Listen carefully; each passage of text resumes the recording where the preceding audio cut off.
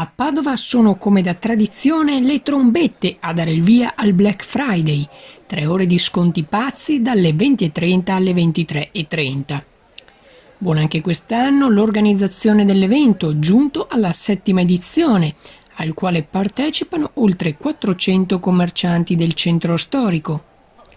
Avventori che, se escludiamo le edizioni caratterizzate dalla pioggia, sono sembrati in netto calo. Ma cos'è andato storto?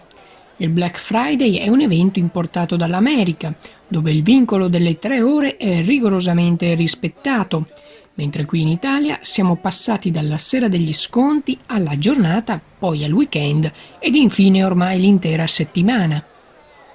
A giovarne sono soprattutto le grandi catene del commercio, lasciando come al solito i piccoli commercianti al palo.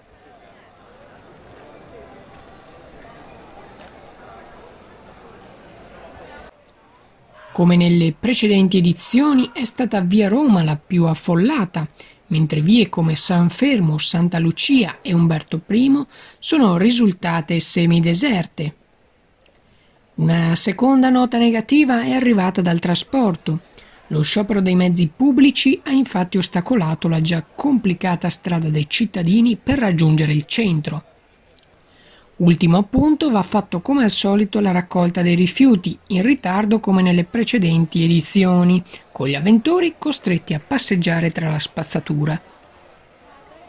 Tra i negozi esponenti il bollino giallo, gli sconti sono stati tra il 20 e il 40%, con picchi fino all'80%.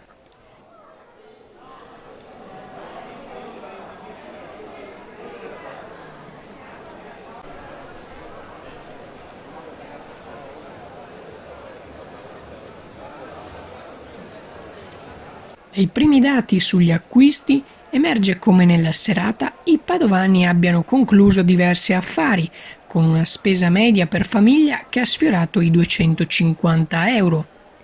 Per la maggiore è andato il vestiario, maglie e pantaloni, comprati anche per amici e familiari in vista dell'ormai imminente Natale. Sfiscimer Channel News, Padova.